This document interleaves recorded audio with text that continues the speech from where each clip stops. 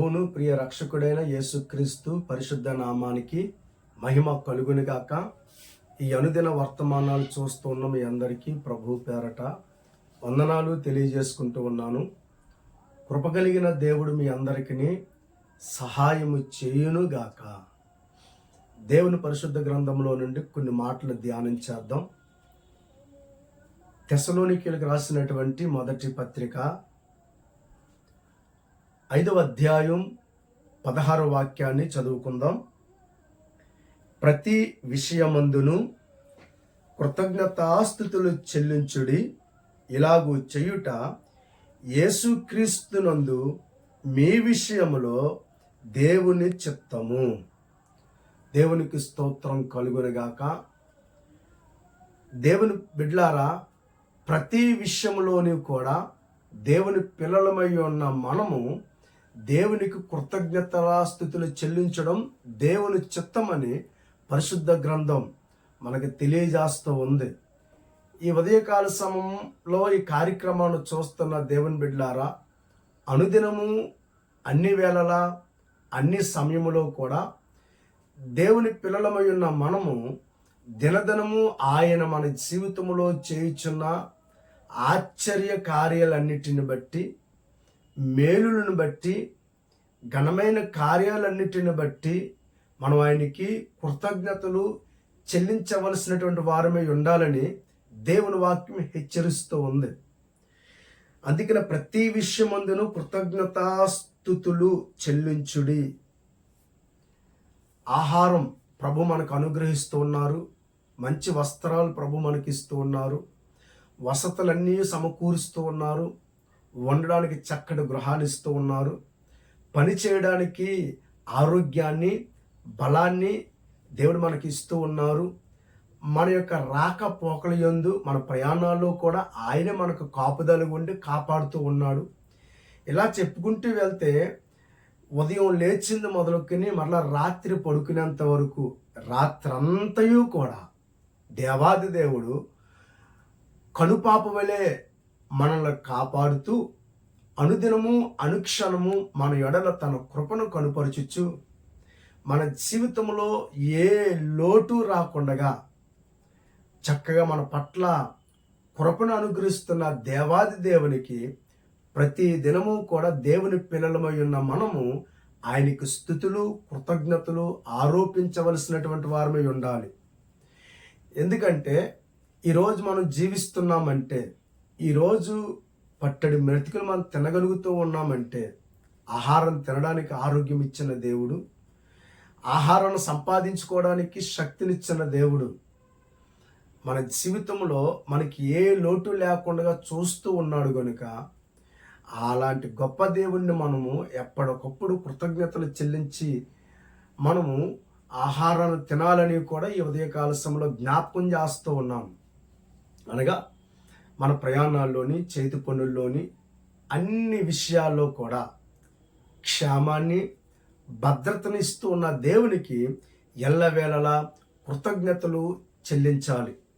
అది దేవుని చిత్తం. దేవుడు మన ఎడల చేస్తున్న ప్రతి మేలుకు మనం ఆయనకు కృతజ్ఞతలు చెల్లించడం అది దేవుని పిల్లలంగా మనం నేర్చుకోవలసింది. వాక్యం సెలవిస్తూ ఉంది కదా దేవుని చిత్తమని. కనుక మనకి ఎవరైనా ఒక గ్లాస్ మంచినీళ్ళు ఇస్తే థ్యాంక్స్ అండి అని చెప్తాం. లేదా ఒక పర్లాంగు దూరం ఎవరైనా మనల్ని బండి మీద ఎక్కించుకుని తీసుకుని వెళ్తే దిగినప్పుడు థ్యాంక్స్ అని చెప్తాం. లేదా ఏదైనా మనకి సహాయం కావలసినప్పుడు పరాయి వ్యక్తి వచ్చి మనకి సహాయం చేసినప్పుడు థ్యాంక్స్ అని చెప్తాం.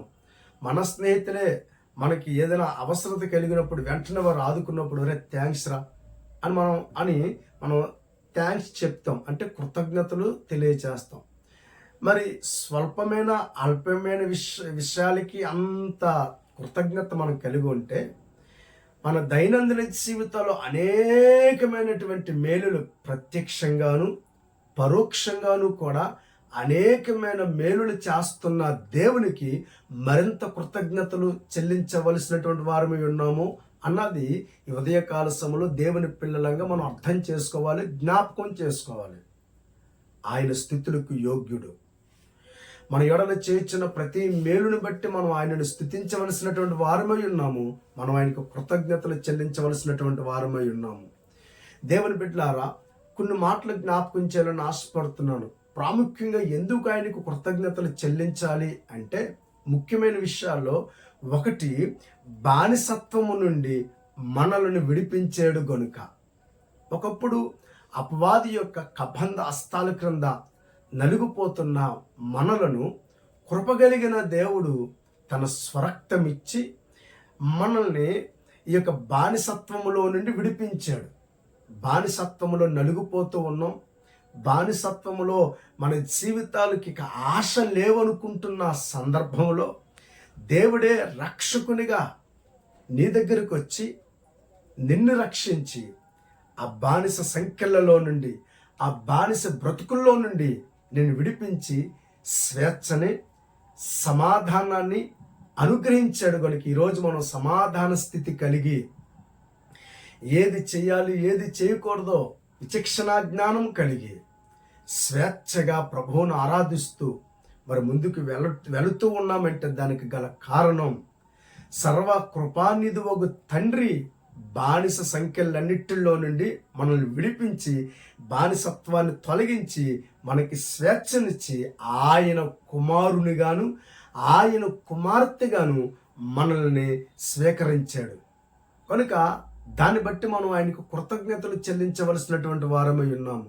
107వ కీర్తన 107వ కీర్తన 2వ వాక్యం మనం చదువుకున్నట్లయితే, యెహోవా విమోచించిన వారు ఆ మాట పలుకుదురుగాక. ఏ మాట? యెహోవా దయాళుడు అని, ఆయనకు కృతజ్ఞతాస్తుతులు చెల్లించాలి అని, ఆయన కృప మా ఎడల నిత్యము నిలిచేదని. ఆయన కృప మన ఎడల నిత్యము నిలుస్తూ ఉంది. మనం ఆయనకి ఎప్పుడు కృతజ్ఞతలు చెల్లించాలి. ఆయన దయాళుడై ఉన్న దేవుడై ఉన్నాడు కనుక. దేవుని బిడ్డలారా, విశ్వాసం కలిగిన ప్రతి ఒక్క ఆత్మీయుడు ఏమంటాడంటే, కృప కలిగిన దేవుడు బానిసత్వములో నుండి మమ్మల్ని విమోచించాడు. అలాగే దేవునికి ప్రార్థన చేసి, నాయనా ఒకప్పుడు చీకట్లో, బాధల్లో, కన్నీటిలో, ఇబ్బందుల్లో, అపవాది చేతుల క్రింద నలిగిపోతున్న మమ్మల్ని ఆశ్చర్యకరమైన నీ వెలుగులోనికి నడిపించావని ఆయనకు కృతజ్ఞతలు చెల్లిస్తారు. అందుకనే రాశారు, యెహోవా విమోచించిన వారు ఆ మాట పలుకుదురుగాక. విరోధుల చేతిలో నుండి ఆయన విమోచించిన వారు, దేవుని ప్రియులారా, ప్రభువుని ఘనపరుస్తారు. మా ఎడల మీరు చూపించిన కృపను బట్టి, మా ఎడల మీరు కనుపరిచిన ఈ ఆశీర్వాదాన్ని బట్టి నీకు కృతజ్ఞతలు నాయనా అని ఆయనను ఎల్లప్పుడూ కూడా కొనియాడుచు ఆయనకు కృతజ్ఞతలు స్తుతులు చెల్లిస్తారు. దేవుని ప్రియులారా, దేవుని వాక్యములో ఎఫెసీకి రాసినటువంటి పత్రిక 2వ అధ్యాయం 8వ వచనం ఒకసారి మనం చదువుకున్నట్లయితే చక్కటి మాటలు అక్కడ పరిశుద్ధాత్మ దేవుడు రాయించి పెట్టారు. చూడండి, చదువుతున్నాను. మీరు విశ్వాసం ద్వారా కృపచేతనే రక్షింపబడి ఉన్నారు. ఇది మీ వలన కలిగినది కాదు, దేవుని వరమే. చూసారా, కృపను బట్టి కేవలం దేవుడు మన ఎడల కృప చూపించాడు. మనం పాపులమై ఉండగానే క్రీస్తు మన కోసం తన రక్తాన్ని చిందించి ఆ రక్తం ద్వారా మన పాపాలన్నీ పరిహరించి మనల్ని శుద్ధి చేసి విమోచించాడు. ఎంత అద్భుతం! అందుకనే మీరు విశ్వాసము ద్వారా కృపచేతనే ఆయన మన ఎడల తన కృపను కనుపరిచాడు కనుక రక్షింపబడి ఉన్నాము. రక్షణ మన నీతి దానాల ద్వారా రాలేదు, మన స్వనీతి ద్వారా రాలేదు. కేవలము దేవుని కృపను బట్టి, దేవుని సహాయము ద్వారా మనకి రక్షణ కలిగింది. మనం విమోచించబడ్డాం. ఇది మన ఎడల దేవుని వరం, దివ్యమైన దేవుని వరం కనుక ఇలాంటి అద్భుతమైనటువంటి రక్షణ ప్రభు మనకి ఇచ్చాడు. మనం విమోచించినందుకు దేవుని పిల్లలమై ఉన్న మనం ఎప్పుడూ కూడా దేవునికి కృతజ్ఞతలు కలిగి జీవించవలసినటువంటి వారమై ఉన్నాము. దేవునికి స్తోత్రం కలుగునిగాక. రెండవది, కష్టకాలంలో ఉన్నప్పుడు ఆయన మనల్ని ఆదుకుంటూ ఉన్నాడు కనుక దేవుని వాక్యం మనం చూసుకున్నట్లయితే అదే 107వ కీర్తన 19వ వాక్యం నేను చదువుతున్నాను.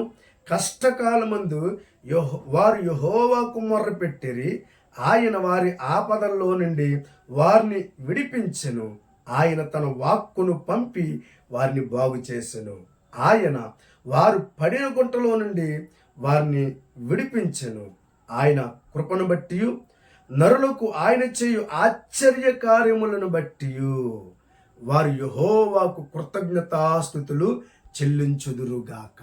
అవును దేవుని బిడ్డలారా, మన జీవితంలో కష్టకాలంలో ఉన్నప్పుడు, ఏమంటే మరణ ఛాయలో ఉన్నప్పుడు, పడిపోయి లేవలేని పరిస్థితిలో ఉన్నప్పుడు, దేవునికి ప్రార్థన చేసినప్పుడు, కష్టకాలంలో ఆయన మనల్ని ఆదుకుని అన్ని విషయాల్లో మనకి ధైర్యాన్ని ఇచ్చి బలమిచ్చి మన ప్రార్థన అంగీకరించి పడిన స్థితిలో నుండి లేపిన దేవాది దేవుడు మన జీవితంలో అన్ని శూరకార్యాలు జరిగించారు కనుక ఆయన మన జీవితంలో కష్టకాలములన్నిటిలో ఆదుకున్నందుకు మనం ఆయనకు కృతజ్ఞతలు చెల్లించవలసినటువంటి వారమై ఉన్నాము. దేవునికి స్తోత్రం కలుగునుగాక.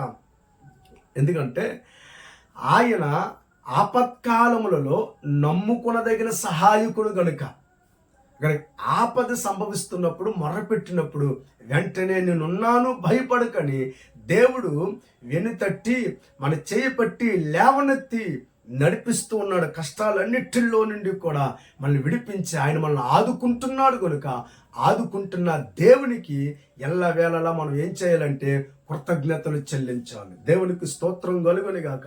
ఇక మూడోది, మేలుతో మన హృదయాన్ని తృప్తిపరుస్తూ ఉన్నాడు ఆయన.